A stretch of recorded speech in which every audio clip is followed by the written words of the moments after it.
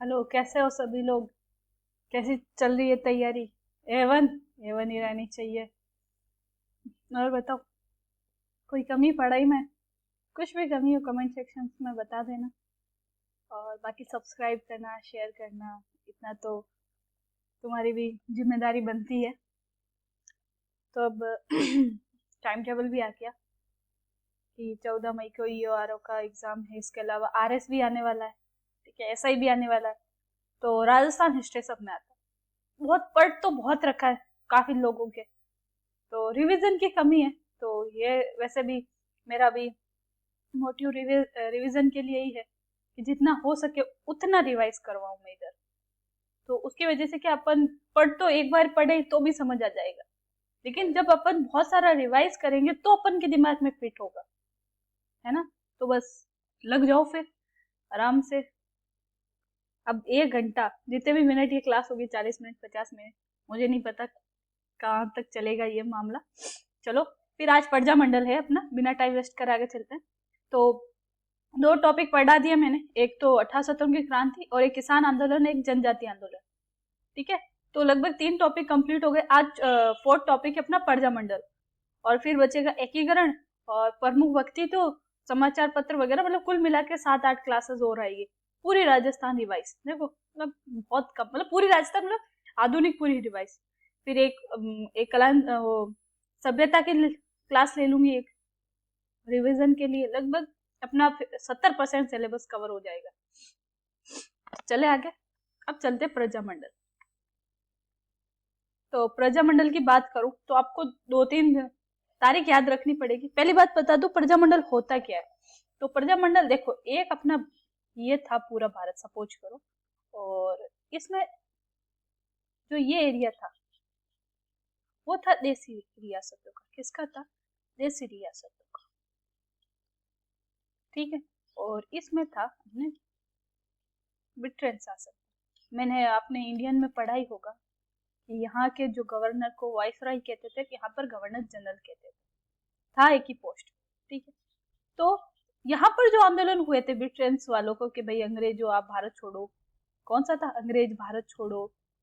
ठीक है, go back, ऐसे बहुत सारे यहाँ पर चले थे वो सारे आंदोलन। लेकिन यहाँ पर जो देसी रियासतों में क्या, राजा शासन करता था। क्या? राजा शासन करता था। और राजा को कहा कि उत्तराधिकारी शासन स्थापित करो। उत्तराधिकारी मतलब कि आप राजा का शासन नहीं होगा, तो वहां पर चुनाव होंगे और एक राजतंत्र चलेगा, ना कि राजा तंत्र। तो यहाँ पर जो आंदोलन चले उनको अपन प्रजामंडल कहते हैं। क्या कहते हैं? प्रजामंडल। ठीक, अब कहाँ कहाँ पर कब कब आंदोलन चले वो पढ़ेंगे सबसे पहले। तो देखो, अपन को 2-3 डेट याद रखनी पड़ेगी। एक तो 1931, फिर 1934, फिर 36, फिर 38, ये, और फिर यहाँ पर एक 39, सॉरी भूल गई थी, और फिर यहाँ पर 42 से स्टार्ट करना, 43, 44। कुछ तो खुद को याद करना पड़ेगा। ठीक है, ये अपन को याद करना पड़ेगा। कोई बात नहीं, अपन किसी को याद नहीं है तो भी मैं इतनी बार रिवाइज करूंगी, हो जाएगा।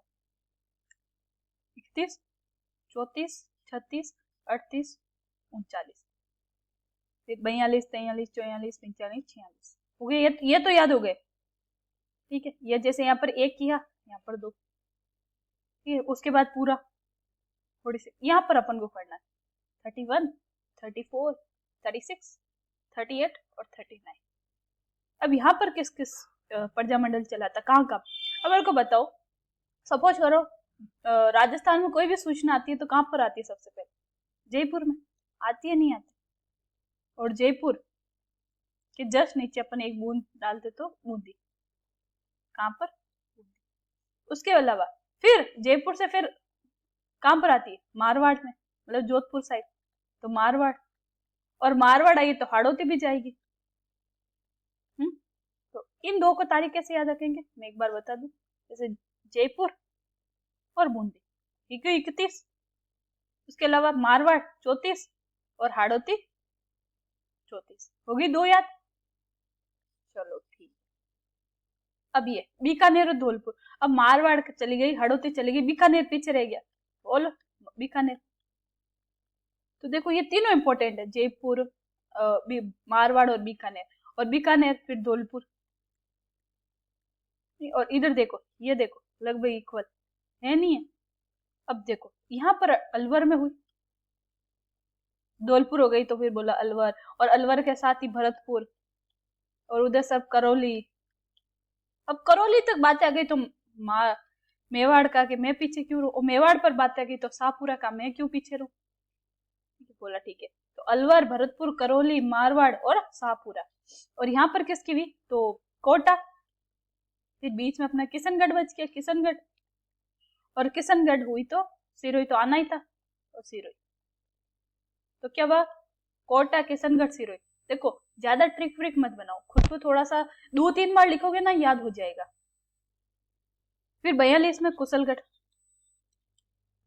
43 में बांसवाड़ा। यहाँ पे सब एक एक हुई लगभग, डूंगरपुर, बांसवाड़ा है तो डूंगरपुर भी आना पड़ेगा, और फिर प्रतापगढ़, और प्रतापगढ़ फिर जैसलमेर, जैसलमेर उधर बच गया अपना, तो जैसलमेर, सॉरी। और सबसे लास्ट में झालावाड़, कहाँ हुई, झालावाड़। आगे बात समझ, एक बार थोड़ा और रिवाइज कर लेते हैं। पहले कहाँ हुई, जयपुर और बूंदी, कहाँ पर हुई, जयपुर और बूंदी, कब हुई, 1931 में। फिर मारवाड़ और हड़ौती, मारवाड़ और हाड़ौती, ये कब हुई, 46 में। फिर अलवर, भरतपुर, अलवर, भरतपुर, करौली, और करौली आ गए तो मेवाड़, और मेवाड़ आ गया तो शाहपुरा, पीछे नहीं बचेगा तो शाहपुरा, ये कब हुई, 1938 में। फिर लास्ट कोटा, किशनगढ़, 2 पार्ट में बांट दो इसको, किशनगढ़ और सिरोही, ठीक है। ये कब हुई, 2-3 बार लिखोगे तो याद हो जाए। एक पार्ट हो गया ये, और फिर दूसरा, इसको वापस एक बार देख लेते हैं। कब हुई, जयपुर, बूंदी 31, मारवाड़, हड़ौती 36 में, अलवर, भरतपुर, करौली, मेवाड़, शाहपुरा, मेरे साथ साथ बोलो आप, कोटा, किशनगढ़, सिरोही 1949 में। उसके अलावा फिर अपने बचा कुशलगढ़, ये 42 में। फिर बांसवाड़ा, और बांसवाड़ा आएगा, डूंगरपुर भी आएगा, बांसवाड़ा 43, और डूंगरपुर भी आएगा तो डूंगरपुर, और डूंगरपुर आ गया, हाँ डूंगरपुर आ गया तो प्रतापगढ़, और प्रतापगढ़ थोड़ा सा इधर याद रखना, प्रतापगढ़ के साथ जैसलमेर होगा, ठीक है। और भाई साहब सबको लास्ट का तो पता ही है, झालावाड़, और ये लास्ट रियासत, सेकंड, इसको अंग्रेजों द्वारा बनाई गई पहली रियासत भी थी, जालिम जाला के द्वारा। कोटा की पूरक संधि अपन ने पढ़ा था। अब ये बातें हो गई कि कहाँ कहाँ पर कौन कौन से प्रजा मंडल प्रारंभ हुए। प्रजा मंडल भी बता दिए किसे कहते हैं, जो देशी रियासतों में राजाओं को कहा कि आपका शासन नहीं होगा, यहाँ पर उत्तराधिकारी शासन होगा, उनके द्वारा, जनताओं के द्वारा चलाया गया जो आंदोलन था, उन्हें क्या कहा, प्रजा मंडल का। अब सबसे पहले कौन सा प्रजा मंडल पढ़ेंगे, जयपुर प्रजा मंडल। तो ट्राई करेंगे कि इसमें से आधा अपना पार्ट हो जाए, 2 पार्ट में अपना अच्छे से रिवाइज हो जाएगा। तो जयपुर प्रजा मंडल की बात है। तो स्टोरी सुनाऊंगी, अब वापस बार बार रिवाइज नहीं करेंगे कुछ भी।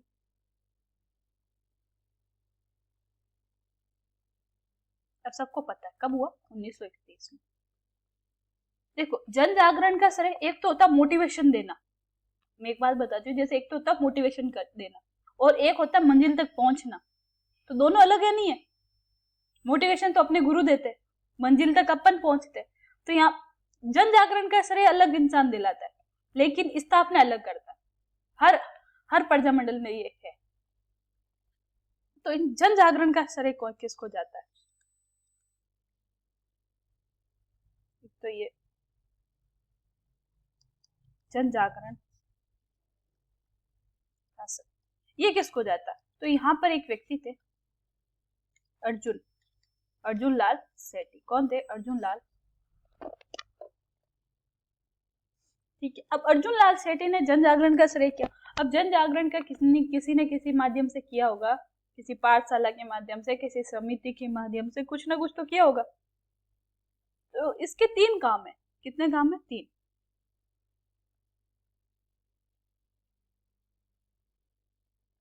तो देख लेते कौन कौन से काम है इसके 3। पहले काम तो उन्होंने 1905 में की। इसने ना जैन शिक्षा प्रचारणी समिति की। किसकी स्थापना की? जैन शिक्षा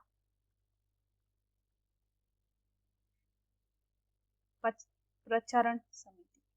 क्या कहा कि जैनों की जितनी भी जैन की शिक्षा के बारे में है वो सबको लोगों को बताया, तो इसलिए इन्होंने स्थापना की। ठीक है। उसके बाद में उन्होंने 1907 में क्या कहा? वर्धमान पाठशाला की स्थापना। इसमें क्या होता है कि जितने भी क्रांतिकारी थे उनकी नर्सिंग थी। क्या थी? क्रांतिकारियों की नर्सिंग थी। उसके बाद 1912 की बात है, ये होर्डिंग बॉम्ब में योजना बनाई। ठीक है। होर्डिंग बॉम्ब की क्या बनाई? योजना।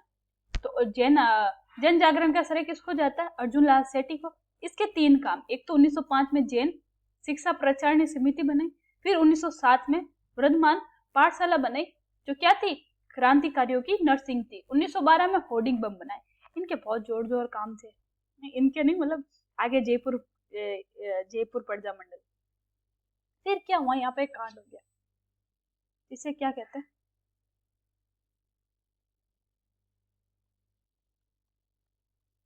आरा निर्माण हत्याकांड। हत्याकांड मैंने तुम्हें बता दिया हत्याकांड का मतलब क्या होता है। अब ये हुआ कब? ये 20 मार्च को हुआ। कब हुआ? 20 मार्च 1913। पहली बात तो ये याद रखनी। अब मेल इसमें क्या हुआ, जो मतलब काफी अंग्रेजों की इसमें हत्या हो गई, जिसमें एक महल था उसकी भी हत्या हो गई। तो यहाँ पर आरोपी कौन था? तो यहाँ पर अर्जुन लाल थे। कौन थे? अर्जुन लाल। कौन आरोपी थे? अर्जुन लाल सेठी, वे उनके सहयोगी। और 1914 में उनको क्या कर दिया? गिरफ्तार कर दिया। क्या कर लिया? गिरफ्तार कर लिया। और भाई साहब ज्यादा दिन नहीं रखा, 1920 में क्या कर दिया? रिहा कर दिया। आगे बात समझ। तो अर्जुन लाल सेठी की एक बार वापस देख लेते क्या क्या बातें। ये लिख दू अर्जुन लाल सेठी। तो इसकी क्या क्या बात है? 4 बातें पढ़ी। एक तो 1905 में इसने क्या स्थापना की? जैन शिक्षा प्रचारणी की स्थापना की। 1907 में क्या किसने स्थापना? वर्धमान पाठशाला की स्थापना की, जो किसकी थी? क्रांतिकारियों की नर्सिंग थी। उसके अलावा 1912 में उन्होंने होमर्स बॉम्ब, हार्डिंग बॉम्ब हत्याकांड की क्या करी? योजना बनाई। फिर 20 मार्च 1913 को क्या हुआ? आरा हत्याकांड हुआ, जिनमें इनको क्या ठहराया गया? आरोपी ठहराया गया। तो ये 4 बातें किसके? अर्जुन लाल सेठी की। उसके बाद क्या क्या हुआ? तो यहाँ पर 1927 में, कब? 1927 में जमनालाल बजाज, ये भाई साहब जमनालाल बजाज गांधी जी के 5वें पुत्र, तो क्या स्थापना कर सकते हैं? चरखा संघ की। चरखा संघ की स्थापना की। तो ये तो इजीली याद हो जाता है कि चरखा संघ की स्थापना किसने की? तो जमनालाल बजाज ने की, 1927 में की। उसके अलावा जस्ट 1927 में ही हीरालाल शास्त्री, कौन? हीरालाल शास्त्री द्वारा जीवन कुटीर की स्थापना की। किसकी? जीवन कुटीर। और ये कहां पर की? ये निवाई टोंक में की। कहां पर की? निवाई टोंक में की। इतनी बात समझ आ गई। तो न्यू तो अपनी बन गई प्रजा मंडल की कि भाई साहब यहाँ पर चरखा संघ भी स्थापना हो रहा है, जीवन कुटीर भी स्थापना हो रहा है, जमनालाल बजाज भी सहयोग दे रहे हैं, हीरालाल शास्त्री भी आ गए, तो अब आखिर के तुम भाई साहब स्थापना कर दो प्रजा मंडल की। बोला ठीक है कर देते हैं। तो अब आखिर के प्रजा मंडल की स्थापना होती है 1931 में, जयपुर में होती। कौन करता है? तो इनका नाम है कपूर चंद पाटली। कौन? क्या नाम है? कपूर चंद पाटली। आगे बात समझ। तो कपूर चंद पाटली ने स्थापना की, लेकिन क्या हुआ कि राज्य ने इसे ज्यादा मान्यता नहीं दी। तो कपूर चंद पाटली ने भी बस स्थापना कर दी और छोड़ दिया, इतना सहयोग भी नहीं दिया, क्योंकि बाकी लोग भी भाग नहीं ले रहे थे। फिर क्या हुआ? जैसे जैसे देश में स्थिति खराब होती गई, आंदोलन होते गए, लोगों ने भी सहयोग किया। तो फाइनली 1938 में, कब, 1938 में जमनालाल बजाज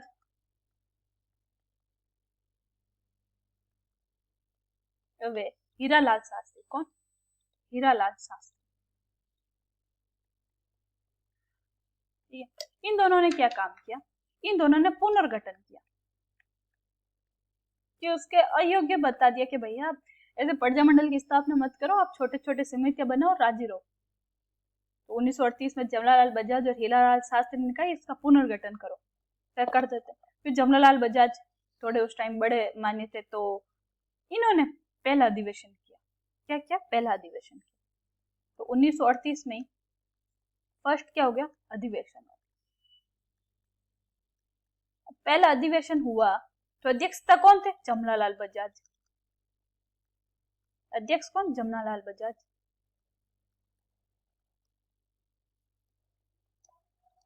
पहली बात तो ये याद रखते हैं। और उपाध्यक्ष कौन, ये भी पूछ लेते हैं भाई, बड़े एग्जाम में पूछ लेते हैं। तो उपाध्यक्ष कौन, चिरंजी लाल, कौन, चिरंजी लाल मिश्र।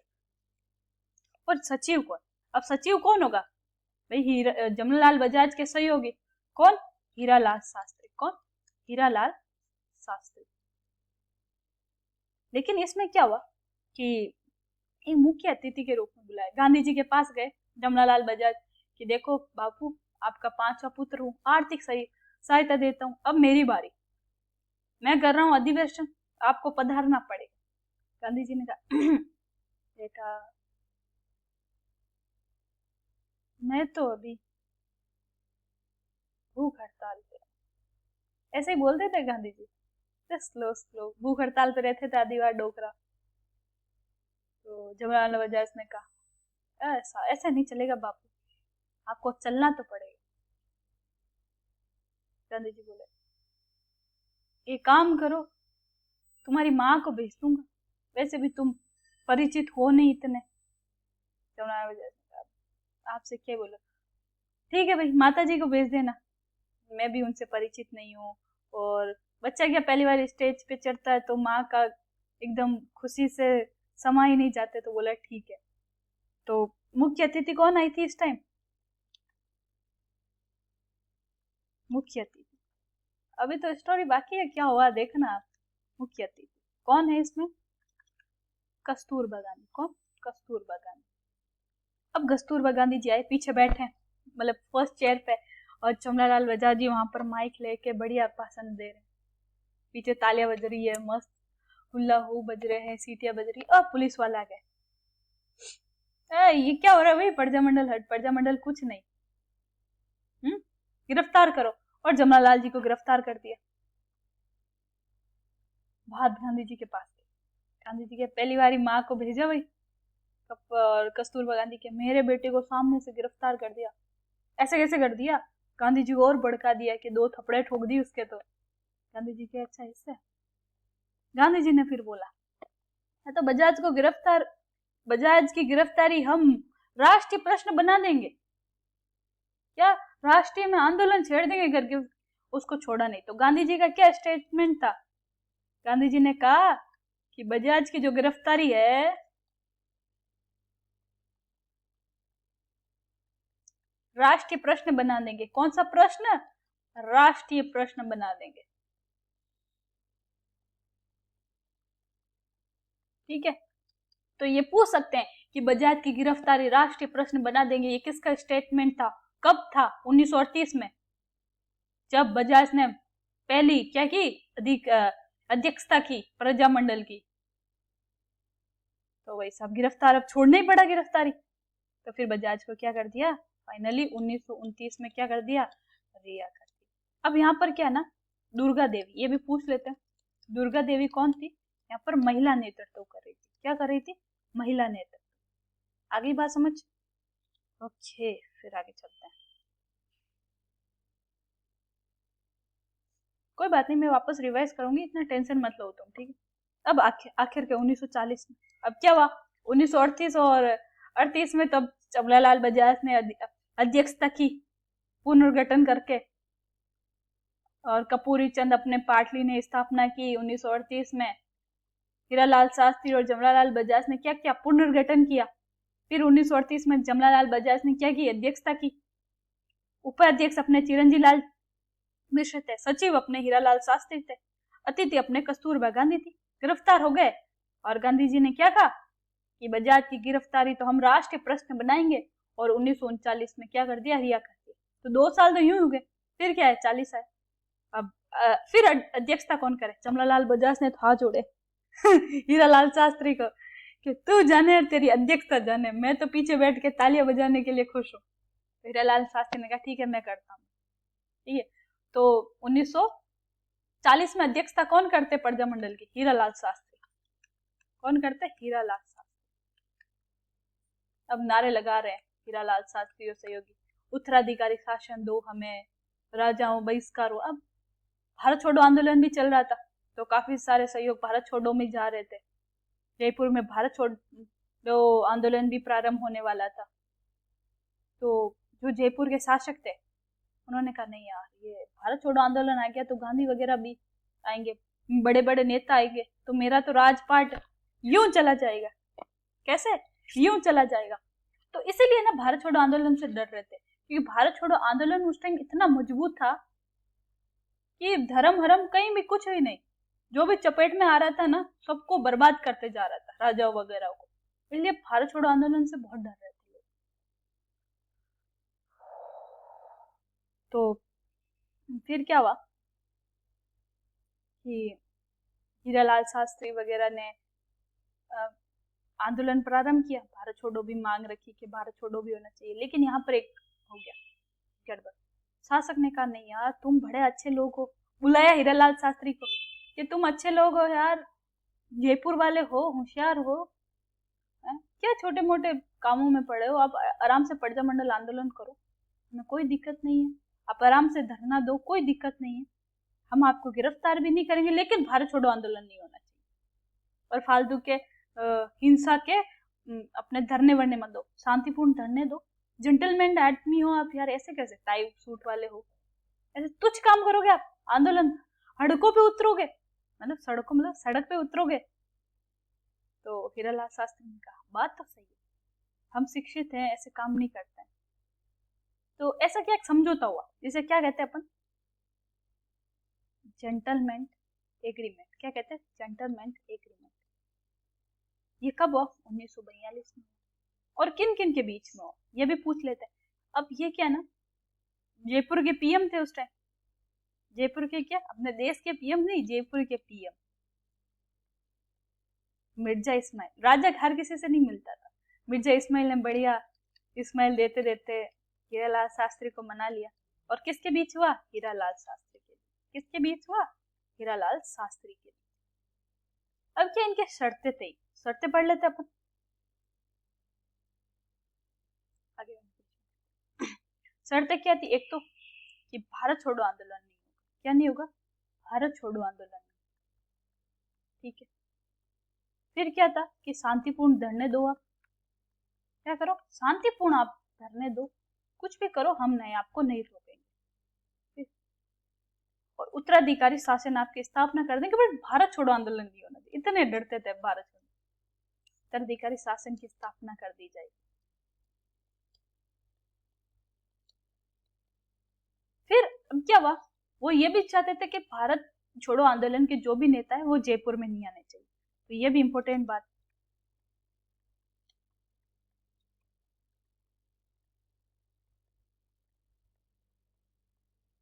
राष्ट्रीय नेता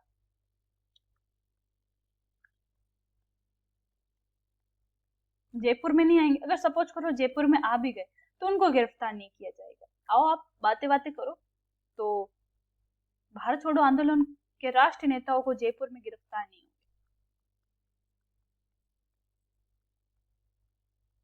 नहीं करेंगे। तो एक तो भारत छोड़ो आंदोलन नहीं कराएंगे, आप भारत छोड़ो आंदोलन मत करो, प्रजा मंडल आंदोलन करो, शांतिपूर्ण धरने दो, जो करना है करो, बस भारत छोड़ो आंदोलन नहीं होना चाहिए। हम उत्तराधिकारी शासन की स्थापना कर देंगे, और आप भारत छोड़ो आंदोलन के जो भी राष्ट्रीय नेता आएंगे, पहली बात तो आने भी नहीं चाहिए, सपोज कर आगे तो हम जयपुर में तो गिरफ्तार नहीं करेंगे। तो हीरालाल शास्त्री को बातें समझ आ गई। उसको क्या पता था भारत छोड़ो आंदोलन कितना पावरफुल है। तो हीरालाल शास्त्री ने कहा ठीक है, जो आपको हमें मंजूर है। अब इसके बाद, अब एक तरफ पक्ष और विपक्ष भी होता है, तो इसके बात को असंतुष्ट समझते हुए एक आजाद मोर्चा निकाला। क्या निकाला? आजाद मोर्चा। कि अब राजाओं से या राजाओं के चमचों से एग्रीमेंट करने के टाइम नहीं है। क्या कर रहे हो तुम लोग? हीरालाल शास्त्री का विरोध करते हुए आजाद मोर्चा निकला 1942 में। किसने निकाला? तो बाबा हरिश्चंद्र। कौन था? बाबा हरिश्चंद्र थे। और इनके साथ सहयोग थे, एक तो थे दौलतमंद भंडारी,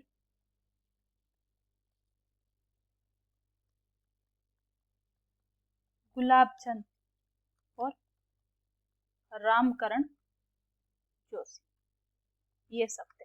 इन्होंने एग्रीमेंट, जो जेंटलमैन एग्रीमेंट का बहुत ही विरोध किया, असंतुष्ट कि हम तो असंतुष्ट है। ये क्या भाई, अब भारत छोड़ो आंदोलन करो ना, ये क्या एग्रीमेंट कर रहे हो? अब क्या राजा है? इतनी देर, इतने टाइम तक कहाँ थे ये लोग? हैं? एक तरफ तो बाबा है हरिश्चंद्र की बात तो सही है ना, इतनी देर तक ये कहाँ थे जो अब एग्रीमेंट कर रहे हैं? ऐसा वैसा कुछ नहीं है। तो काफी सारे मोर्चे निकले और काफी सारी रैलियां निकली। हीरालाल शास्त्री के पुतले उतले भी जलाए गए। तो फाइनली फिर जवाहरलाल नेहरू जी आते हैं 1943 में। जवाहरलाल नेहरू आते हैं, जयपुर आते हैं और बोला कि एक तरफ आजाद मोर्चा भी मजबूत है, एक तरफ प्रजामंडल भी मजबूत है। क्योंकि जो जो प्रजामंडल से जुड़ रहे थे वो उस एग्रीमेंट से इनडायरेक्टली जुड़ रहे थे, और जो जो आजाद मोर्चा से जुड़ रहे थे वो उस प्रजामंडल का विरोध कर रहे थे इनडायरेक्टली। तो जवाहरलाल नेहरू ने कहा कि आप अपन दोनों एक ही, हम दोनों को भी एक होकर राजाओं को निकालना, उत्तराधिकारी शासन स्थापना करना है, लोकतंत्र बनाना, अपने गणतंत्र बनाना है देश को। आपस में क्या लड़ रहे हो? इतने साल लड़ ही तो रहे थे आपस में। जवाहरलाल नेहरू की बातें समझ आई। फिर फाइनली क्या हो गया? आजाद मोर्चा वे प्रजामंडल का क्या हो गया? विलन हो गया, मतलब मिल गई है। और फिर दोनों एक तरफ इधर हाथ में हाथ लेके हमें उत्तराधिकारी शासन दो, हमें उत्तराधिकारी शासन दो। तो फाइनली क्या हो गया? 24 जुलाई जयपुर क्या बन गया? भारत का हिस्सा बन गया। क्या बन गया? भारत का हिस्सा। अब बात समझ आई कि जो जयपुर के शासक थे ना, वो ये चाहते थे कि हम उत्तराधिकारी शासन कर देंगे, लेकिन हम आजाद रहना चाहते, भारत के कंट्रोल में नहीं रहना चाहते। लेकिन भारत छोड़ो आंदोलन में जो जो भाग लिया वो भारत का हिस्सा बना। आई बात समझ अब आखिर के? तो इसीलिए राजा डर रहे। तो जयपुर क्या बन गया? भारत का हिस्सा बन गया, तो भारत के कानून लागू होंगे। फिर क्या हुआ? फिर 1947 को हीरालाल जी को क्या बना दिया? पीएम बना दिया। क्योंकि अब तो राजा कुछ है ही नहीं ना। हीरालाल शास्त्री क्या बन गए? जयपुर के पीएम बन गए। और फाइनली 30 मार्च क्या बन गया? जयपुर रियासत का क्या हो गया? विलयन हो गया राजस्थान में। और फाइनली आजाद हो गया। आगे बात समझिए। जयपुर प्रजामंडल थोड़ा बड़ा था, बट काफी अच्छे से समझाया मैंने डिटेल में। एक बार थोड़ा सा रिवाइज करते हैं, फिर बूंदी पड़ता है। मैं जैसे बता रही हूँ कि अपनी 1-2 क्लासेस होगी, शायद उससे भी ज्यादा हो जाए प्रजामंडल की, पर अपन रिलैक्स आराम से पढ़ेंगे। तो जयपुर प्रजामंडल पढ़ते हैं। जयपुर कब स्थापना हुई? 1931 में। बहुत एकदम 2 मिनट में पूरा रिवाइज। अर्जुन लाल सेठी, इन्होंने क्या किया? जन जागरण का काम किया। इनकी 4 बातें। कितनी बातें? 4 बातें। पहली, 1905 में इन्होंने क्या की? जैन शिक्षा प्रचारणी की स्थापना की समिति। 1907 में क्या किया इन्होंने? वेद वर्धमान पाठशाला की स्थापना की, जो क्या थी? क्रांतिकारियों की नर्सिंग थी। फिर 1912 में क्या हुआ भाई साहब? होर्डिंग बॉम्ब की क्या बनाई इन्होंने, योजना बनाई। फिर 20 मार्च 1913 को क्या हुआ, आरा निर्माण हत्याकांड हुआ। क्या हुआ, आरा निर्माण हत्याकांड हुआ। क्या कर दिया, इनको आरोपी घोषित कर दिया, ये अर्जुन लाल सेठी। फिर क्या हुआ, फिर 1927 में 2 काम हुए। एक तो हीरालाल शास्त्री और एक जमनालाल बजाज। इन्होंने चरखा संघ की स्थापना की। कहां पर की, जयपुर में। रिवाइज करा रही हूँ, जो अपने एक बार से पूरा कंटेंट एकदम से याद हो जाए। फिर हीरालाल शास्त्री क्या करते हैं, जीवन कुटीर की क्या करते हैं, कुटीर की स्थापना करते हैं। कहाँ, निवाई टोंक में। फिर फाइनली प्रजामंडल की स्थापना होती है, जयपुर में होती है। कौन करते हैं, ने कपूर चंद पाटली। और हाँ, किसी को भी शॉर्ट नोट चाहिए प्रजामंडल के एक ही पेज में, वो भी मुझे टेलीग्राम पे मैसेज कर देना, MS पायल09, या मेरे ग्रुप में मैसेज कर देना, शायद मेरे ग्रुप में भी मिल जाएगी, कपूर चंद पाटली।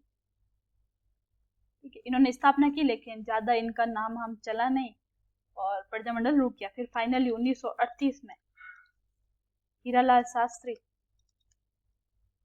और जमनालाल बजाज के द्वारा क्या होता है, पुनर्गठन होता है। फिर 1938 में क्या होता है, फर्स्ट अधिवेशन होता है, किसके द्वारा, बजाज के द्वारा। उपाध्यक्ष कौन होता है, चिरंजी लाल। सचिव कौन होता है, हीरालाल शास्त्री। और कौन आती है मुख्य अतिथि, कस्तूरबा गांधी। और गिरफ्तार हो जाते हैं ये, कौन, ये गिरफ्तार हो जाते हैं। और गांधी जी क्या कहते हैं कि बजाज की गिरफ्तारी हम राष्ट्रीय मुद्दा बना देंगे। और फाइनली 1939 में क्या कर देते हैं, रिहा कर देते हैं। फिर 1940 में क्या होता है, वापस अधिवेशन होता है, और कौन अध्यक्षता करते हैं, हीरालाल शास्त्री। और फिर क्या होता है, 1942 में जेंटलमैन एग्रीमेंट होता है। क्या होता है, जेंटलमैन एग्रीमेंट होता है। किन किन के बीच होता है, एक तो हीरालाल शास्त्री और मिर्जा इस्माइल के बीच में। ठीक है, क्या क्या होता है कि भारत छोड़ो आंदोलन नहीं करोगे, भाग नहीं लेंगे, और शांतिपूर्ण धरना प्रदर्शन करो, और उत्तराधिकारी शासन की हम स्थापना कर देंगे। भारत छोड़ो आंदोलन के जो भी राष्ट्रीय नेता जयपुर में आएंगे, हम उनको गिरफ्तार नहीं करेंगे। इनका असंतोष जताते हुए कौन आता है, 1942 में आजाद मोर्चा लगता है। क्या लगता है, आजाद मोर्चा। किसके द्वारा, बाबा हीरालाल शास्त्री और उनके सहयोगी द्वारा। और फाइनली 1945 में कौन आता है, जवाहरलाल नेहरू जी आते हैं, और इन दोनों का क्या करा देते हैं, विलन करवा देते हैं। किनका, आजाद मोर्चा और प्रजामंडल का। और फिर 24 जुलाई 1947 को क्या होता है, जयपुर भारत का हिस्सा होगा। क्या होगा, जयपुर भारत का हिस्सा होगा। फिर 1947 में ही क्या बना दे, शास्त्री हीरालाल शास्त्री को PM बना देते हैं। और 30 मार्च 1949 को जयपुर का क्या हो जाता है, राजस्थान में विलन हो जाता है। आगे बात समझ। इस प्रकार से अगर रिवाइज करोगे ना तुम खुद, एकदम से सारा माइंड हो जाएगा। 2-3 बार रिवाइज करोगे, 2-3 बार क्लास भी देखोगे ना, तो भी अच्छे से। अब एक बूंदी का पढ़ लेते हैं, फिर नेक्स्ट क्लास में पढ़ेंगे। तो बूंदी का इतनी कोई बड़ी बातें नहीं है। पता है कब हुआ, 1931 में स्थापना की थी कांतिलाल। किसने की, कांतिलाल। स्थापना करके इन्होंने इतना बड़ा योगदान नहीं दिया, लेकिन और सदस्य कौन थे यहाँ के, वो थे नित्यानंद। पूछ लेते नित्यानंद कहाँ के। इनकी कोई बड़ी स्टोरी नहीं है, बस यहाँ पर एक ऋषिदत्त मेहता थे। इन्होंने 1942 में भारत छोड़ो आंदोलन में भाग लिया इन्होंने। और इनका एक पत्र था, वो जो राजस्थान था। क्या था, राजस्थान। जो कहाँ से प्रकाशित था? ब्यावर से। ये बात याद रखनी। पूछ लेते हैं, राजस्थान पत्र है, कहाँ से प्रकाशित हुआ? ब्यावर से। किसका था? ऋषिदत्त मेहता थे। ये किस प्रजामंडल से संबंध था? तो बूंदी प्रजामंडल से। यहाँ पर बूंदी प्रजामंडल में भारत छोड़ो आंदोलन किसने करवाया? तो ऋषिदत्त मेहता ने किया। आगे बात समझ। और ऋषिमत देथा ने 1937 में अध्यक्षता भी की। और इम्पोर्टेंट बात, 1944 में यहाँ पे लोक परिषद की स्थापना। किसकी स्थापना की? लोक परिषद। यहाँ पर स्थापना, बूंदी प्रजामंडल की स्थापना तो किसने की? कांतिलाल ने। सदस्य कौन थे? नित्यानंद। लेकिन ऋषिदत्त मेहता यहाँ के इंपोर्टेंट थे क्योंकि उन्होंने राजस्थान समाचार पत्र निकाला जो ब्यावर से। 1937 में अध्यक्षता भी की। 1942 में भारत छोड़ो आंदोलन प्रारंभ किया और 1944 में राज्य लोक परिषद की क्या की? स्थापना की। आगे बात समझ। और फिर फाइनली 25 मार्च 1948 में क्या हो गया? बूंदी का राजस्थान संघ में क्या हो गया? विलय। आगे बात समझ। अब तो आ ही गई होगी इतनी तो अच्छे से। अब एक हाड़ौती का इतना इंपॉर्टेंट नहीं है, मतलब बहुत ही छोटा सा पढ़ लेते हैं। फिर मारवाड़ का थोड़ा बड़ा है, लंबी क्लास हो जाएगी। 34 में हुआ बस। यहाँ पर स्थापना किसने की? हाड़ौती छोटा है, नेनू सा है, तो कौन किसने की? नेनू राम। किसने की? नेनू नाथ शर्मा ने। बस इतनी बातें याद रखनी कि हाड़ौती प्रजामंडल की स्थापना कब हुई? 1934 में हुई। किसने की? नेनूराम शर्मा ने की। फिर मारवाड़ आ गया। अब मारवाड़ काफी बड़ा है, बड़ी स्टोरी के साथ पढ़ेंगे, तो तैयार रहना। या तो मैं आज शाम को या फिर कल तक ये वीडियो डाल दूंगी। ओके, हो सके तो जल्दी से जल्दी 1000 सब्सक्राइब करवा दो और मैं लाइव आ जाऊँ। और बता देती हूँ मैं अब आपको टेलीग्राम के बारे में। मेरा इंस्टाग्राम पायल चौधरी 1409, मेरा टेलीग्राम MS पायल 09 और मेरे Telegram group GK with Prajamandal का शॉर्ट नोट्स होता है ना एक ही पेज में, वो भी अगर किसी को चाहिए तो मुझे बताना। जीके विद पायल चौधरी। और कमेंट सेक्शन में बताना कैसी रही क्लास। और क्या देखो, ये पढ़ाने एक तो होता है टॉपिक अच्छे से पढ़ाना, वो नहीं करा रही हूँ मैं, यहाँ पर रिवाइज करवा रही हूँ। अगर तुम चाहते हो कि मैं क्वेश्चन फॉर्मेट में कराऊं तो भी बता देना। और तुम्हें अगर ये अच्छा लग रहा है तो कमेंट सेक्शन में जरूर बताना कैसा लगा। ठीक है, बाकी ऑल द बेस्ट एंड अच्छे से पढ़ाई करो। एग्जाम अब आने ही वाले हैं, 5 महीने बचे केवल। अब लग जाओ रात और दिन अपने लिए सब इक्वल। और मैं भी ट्राई करूंगी कि अब एक्ट को जितना हो सके उतना ज़्यादा पढूं। ठीक है, और all the best, thank you.